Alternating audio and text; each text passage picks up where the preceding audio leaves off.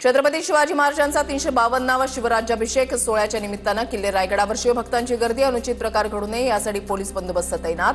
जिल्हा प्रशासनाकडून शिवभक्तांसाठी सोयी सुविधा उपलब्ध।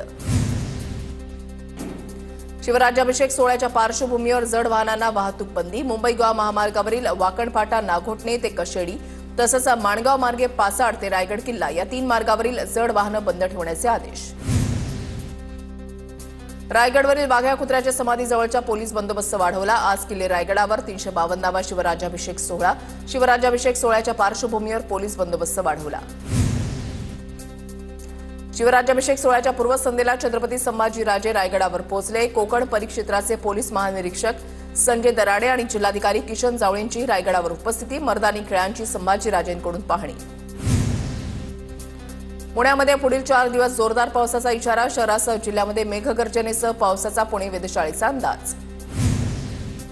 राज्यभरात पुढील 2 दिवसांमध्ये वादळी वाऱ्यासह मुसळधार पावसाचा अंदाज। हवामान विभागाकडून मराठवाड्यासह विदर्भाला सतर्कतेचा इशारा तर राज्यातील काही भागामध्ये मध्यम स्वरूपाच्या पावसाची शक्यता। पुणे विभागामधून आषाढी वारीसाठी विशेष नियोजन। भाविकांच्या सोयीसाठी पुणे विभागामधून पंढरपूरसाठी 750 बस सोडण्यात। पुण्यामध्ये महिला प्रवाशांच्या सुरक्षेसाठी पोलीस बसमध्ये प्रवास करणार। पुणे पोलीस पीएमपीएमएलच्या बसमध्ये गस्त वाढवणार। महिला प्रवाशांच्या सुरक्षेसाठी स्वतंत्र पथक स्थापन। रायगडच्या खोपोलीजवळ असलेल्या केपी धबधब्यावर मुंबईच्या गोरेगावमधील 3 मुलं अडकली। एका बाजूला उंच कडा तर दुसऱ्या बाजूला दरी असल्यानं बचाव कार्यामध्ये येत होता अडथळा। रात्री उशिरा तिघांना बाहेर काढण्यात बचाव पथकांना यश।